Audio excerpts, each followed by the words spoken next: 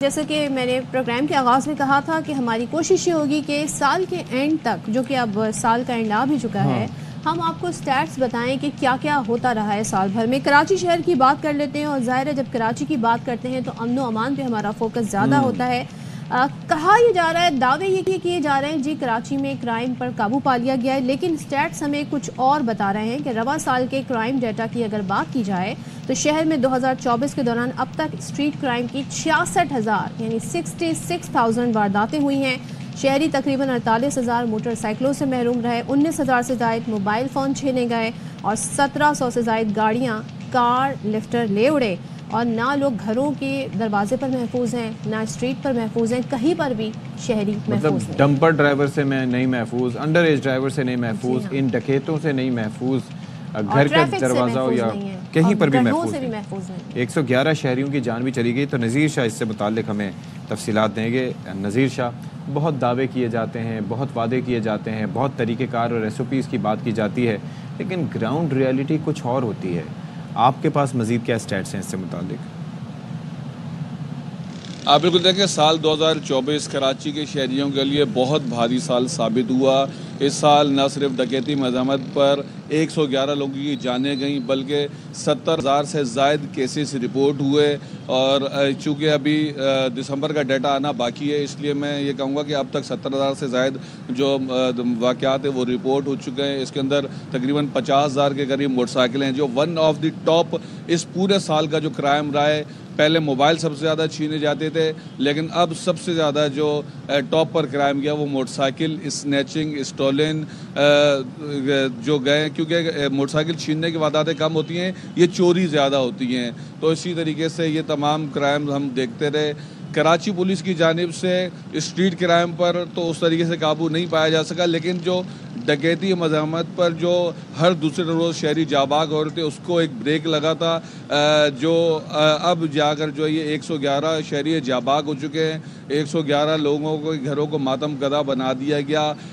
جب وزیر داخلہ سندھ آئے تھے، انہوں نے عہد لیا تھا، اس کے بعد انہوں نے سب سے پہلے یہی کہا تھا کہ جس علاقے میں بھی ڈکیتی مذمت پر کوئی شخص جاباگ ہوگا، اس کے SHO کے خلاف کارروائی کی جائیں گی۔ شروع میں ہم نے دیکھا بھی کہ جہاں پر کوئی شہری جاباگ ہوتا تھا تو اس SHO کو ہٹا دیا جاتا تھا، لیکن دھیرے دھیرے پھر وہی روٹین، وہی دوبارہ سے معاملات شروع ہو گئے۔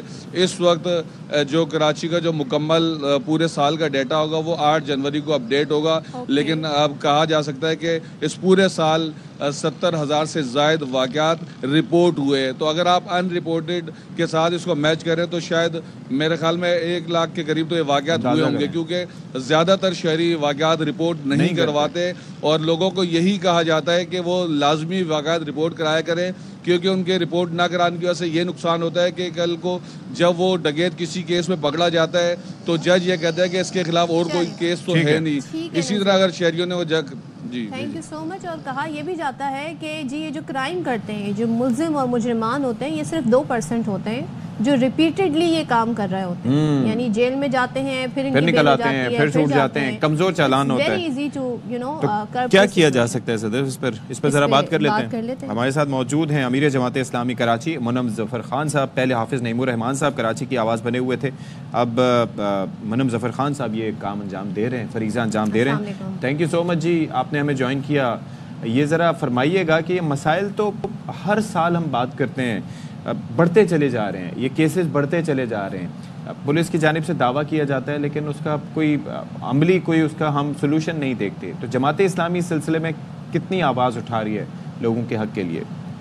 دیکھیے، جماعت اسلامی عوام کے حق کے نہیں ہے، مستقل ان موضوعات پر ہم بات بھی کرتے ہیں، اور کنسرن جو لوگ ہیں کہ جن کے ذمہ یہ ہے کہ وہ لوگوں کو امن دیں، لوگوں کو سکون دیں، اور لوگوں کی زندگیوں کے اندر جس طرح زہر گھول دیا گیا ہے، جس طرح لوگوں کے لیے مسائل پیدا کر دیے گئے ہیں، شہر میں واقعات آئے دن ہو رہے ہیں۔ اب اس سال دیکھیں نا، ابھی تک 110 سے زائد افراد ایسے ہیں کہ جو موبائل چھیننے کی وجہ سے، پیسے چھیننے کے لیے جن کو جو ہے وہ شوٹ کر دیا گیا اور وہ اپنی جانوں سے چلے گئے۔ آپ بتائیے نوجوان سے، اسی شہر کے نوجوان سے، کہ آپ کسی کو بائک چھیننے کی وجہ سے، کسی کو موبائل چھینتے ہوئے کسی کو نشانہ بنا دیں، اور سینکڑوں نہیں ہزاروں واقعات ہیں۔ यानी आप देखें ना 11वें महीने तक तकरीबन कोई 70,000 वाकयात हो चुके थे। एक चीज मैं जानना चाहूंगी, और जो रिपोर्ट नहीं होते हैं ये आप बिल्कुल ठीक कह रहे हैं कि जो रिपोर्ट नहीं होते हैं उनकी अलग तादाद होगी। एक चीज मैं जानना चाहती हूँ, हम हर साल के एंड पर ये स्टेट्स शेयर कर रहे होते हैं और हमारा हर बार का नोहा यही होता है कि जी हो कुछ नहीं रहा, दावे किए जाते हैं, होता कुछ नहीं है। एक्सपेक्टेशन ज़ाहिर हमारी अपने जो पुलिस का अदारा है उससे भी है, हुकूमत से भी है, लेकिन क्या सियासी जमातों ने कभी कोई ऐसी एफर्ट की कि वो एक प्लेटफॉर्म पर इकट्ठे हों और कराची के मसले के लिए एटलीस्ट मुत्तहिद होकर बैठें, और आप भी कोई सोल्यूशन, अगर गवर्नमेंट के पास नहीं है तो आप भी उन्हें कोई सोल्यूशन प्रोवाइड करें? क्या कोई इस साल कोई ऐसी एफर्ट हुई है? नहीं, देखें, सोल्यूशन तो हमने दिया है कि लोकल लोगों को पुलिस में भर्ती किया जाए। जब पुलिस के अंदर बड़ी तादाद ऐसे लोग की हो जिनका शहर से कोई लेना देना ना हो, जिनका कोई स्टेक ना हो, अपना स्टेक ना हो। जब इंसान का अपना स्टेक होता है तो वो ज्यादा एफर्ट्स करता है। जब उसका स्टेक ही ना हो तो क्यों एफर्ट्स करे इन डाकुओं को पकड़ने के लिए, इन चोरों को पकड़ने के लिए? एक रिश्वत का बाजार गर्म है, करप्शन है इदारों के अंदर। जो और भर्तियां होती हैं वो जाहिर है कि डोमिसाइल और पीएससी की बुनियाद पर होती हैं। कौमियत उसकी कोई भी हो, लेकिन कराची से ताल्लुक़ रखता हो या यहाँ पर पैदाइश हो उसकी, यहाँ पर रहता हो, तो उसको भर्ती किया जाता है। अगर डेपुटेशन पे कोई आला अफसर कहीं और से आ रहा हो तो that is something else. Merit पे ना हो तो एक बात समझ आती है।